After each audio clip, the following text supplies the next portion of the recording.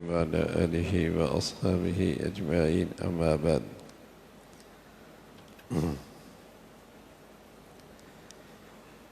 فرمایا کہ جس شخص نے 3 جمعے محض سستی کی وجہ سے اور ان کو معمولی سمجھتے ہوئے یہ چھوڑ دیے، اللہ تعالیٰ اس کے دل پہ مہر لگا دیتے ہیں۔ جمعے کی فضیلت اور جمعے کی عظمت مسلمانوں کے ہاں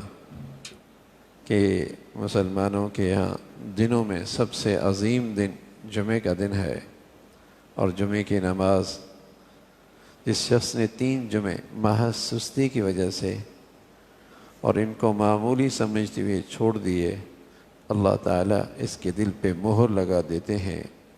پیارے رسول صلی اللہ علیہ وسلم نے فرمایا، لوگوں جمعے کے چھوڑنے سے باز آ جانا چاہیے، ورنہ اللہ تعالیٰ ان کے دلوں پہ مہر کر دیں گے، پھر وہ غافل لوگوں میں ہو جائیں گے۔ جس شخص نے بھی بغیر ضرورت کے اور عذر کے جمعہ چھوڑ دیا، اس کو منافق لکھ دیا جاتا ہے، اور ایسی کتاب میں جو نہ مٹائی جاتی ہے نہ تبدیل کی جاتی ہے۔ جو شخص بغیر عذر کے اور بغیر ضرورت کے جمعے کی نماز چھوڑ دے، وہ ایسی کتاب میں منافق لکھا جاتا ہے جہاں سے نہ مٹایا جاتا ہے اور نہ ہی تبدیلی کی جاتی ہے۔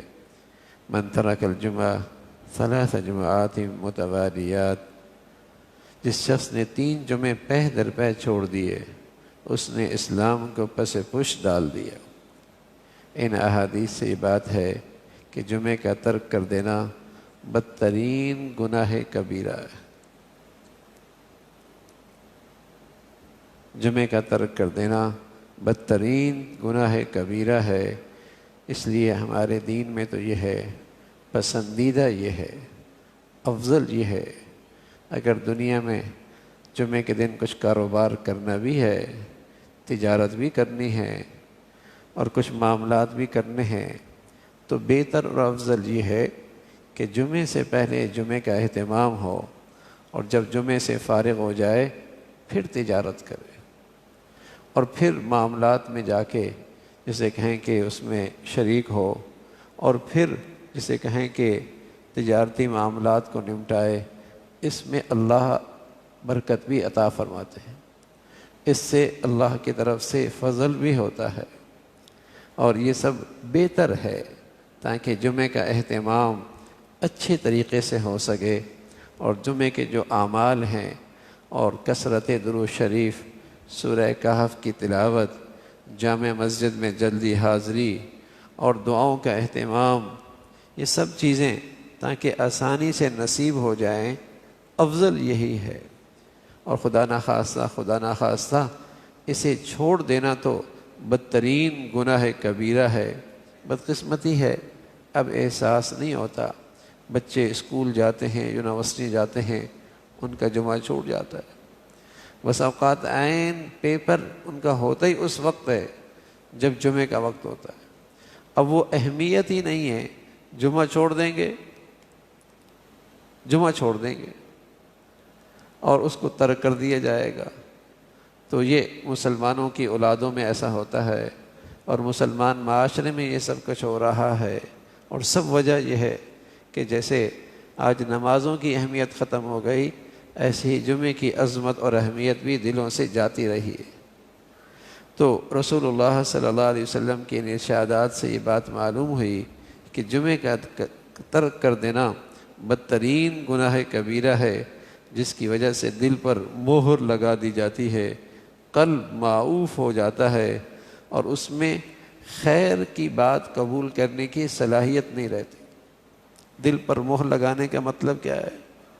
یہ نہیں کہ کوئی حصی مہر لگا دی جاتی ہے، ایسا نہیں کوئی چیز نظر آ رہی ہو کہ مہر لگ گئی ہو۔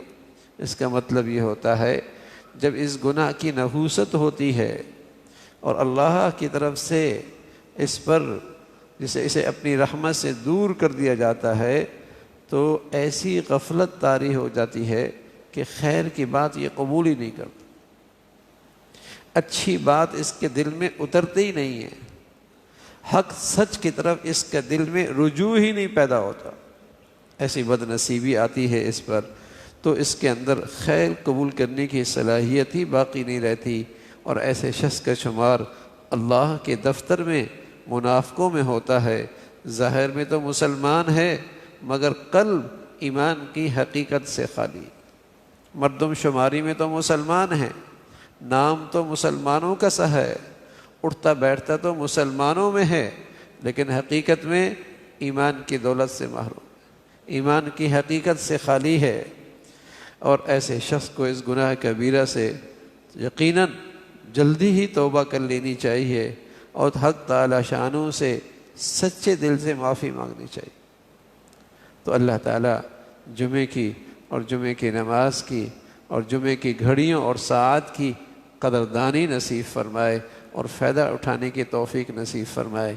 اللہم لک الحمد کلو ولک الشکر کلو، اللہم اعنا علی ذکرک و شکرک و حسن عبادتک، نستغفر اللہ و نتوب الیک، نستغفر اللہ و نتوب الیک، سبحان ربک رب العزة عما یصفون وسلام علی المرسلین والحمد للہ۔